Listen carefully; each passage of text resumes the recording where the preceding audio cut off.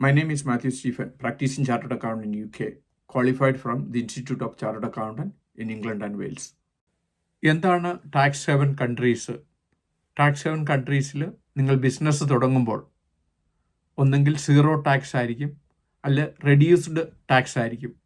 നിങ്ങളുടെ ബേസ് കൺട്രിയിലും കുറവ് ടാക്സ് ഉള്ളതുകൊണ്ട് നിങ്ങൾക്ക് ഇൻ്റർനാഷണൽ ബിസിനസ്സും ലാർജ് വോളിയത്തിലുള്ള ബിസിനസ് ചെയ്യുവാനും വെൽത്ത് മാനേജ് ചെയ്യുവാനും ഇങ്ങനെ ടാക്സ് ഹെവൻ കൺട്രീസ് തിരഞ്ഞെടുക്കുന്നു.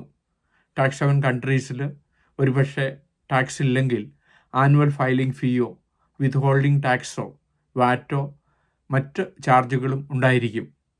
ഇത് കമ്പയർ ചെയ്യുമ്പോൾ ഹൈ റേറ്റ് ടാക്സ് കൊടുക്കുന്ന രാജ്യങ്ങളിലെ വെച്ച് വളരെ കുറവായിരിക്കും. ഈ കാരണങ്ങൾ കൊണ്ടാണ് പല ബിസിനസ്സുകളും ഇൻ്റർനാഷണൽ ബിസിനസ്സുകളും സെറ്റ് ചെയ്യുമ്പോൾ ടാക്സ് ഹെവൻ കൺട്രീസിലായിരിക്കും ഹോൾഡിംഗ് കമ്പനി സെറ്റ് ചെയ്യുന്നത്.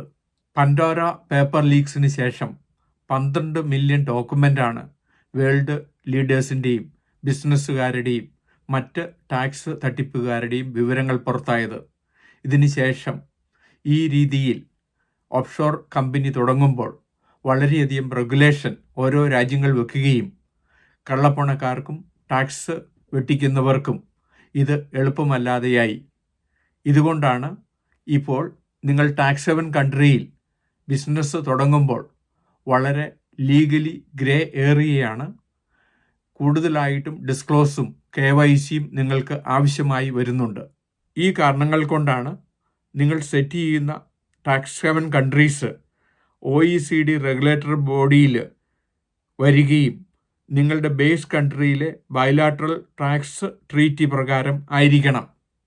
ഇങ്ങനെ ചെയ്തിട്ടില്ല എങ്കിൽ പലപ്പോഴും നിങ്ങളുടെ ബേസ് കൺട്രിയിൽ നിന്ന് നിങ്ങൾക്ക് കൂടുതൽ ടാക്സ് കംപ്ലയൻസ് വരികയും ഇതുപ്രകാരം ടാക്സ് ഹെവൻ കൺട്രിയിൽ സെറ്റ് ചെയ്യുന്ന കമ്പനിയുടെ ഫുൾ ഡിസ്ക്ലോഷർ നിങ്ങൾ കൊടുക്കേണ്ടതായി വരുന്നു.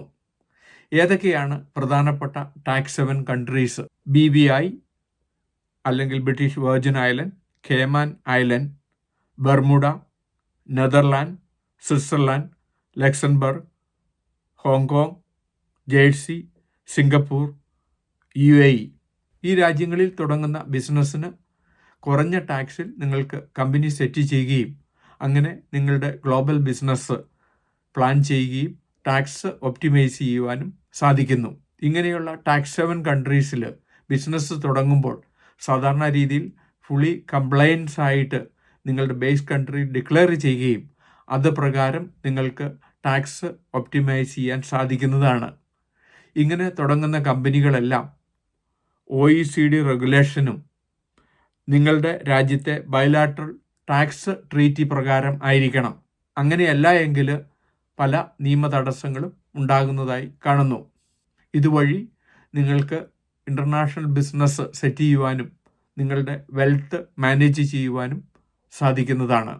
ഒക്ടോബർ 18 നോർത്താംപ്ടണിൽ വെച്ച് ഇൻഡോ UK ബിസിനസ് ഷോ നടത്തുന്നുണ്ട്. ഈ ബിസിനസ് ഷോയിൽ പങ്കെടുത്ത് നിങ്ങൾക്ക് പുതിയ ബിസിനസ് തുടങ്ങുവാനും നിലവിലുള്ള ബിസിനസ് സ്കെയിലപ്പ് ചെയ്യുവാനുമുള്ള അവസരം ഉണ്ടാകുന്നതാണ്.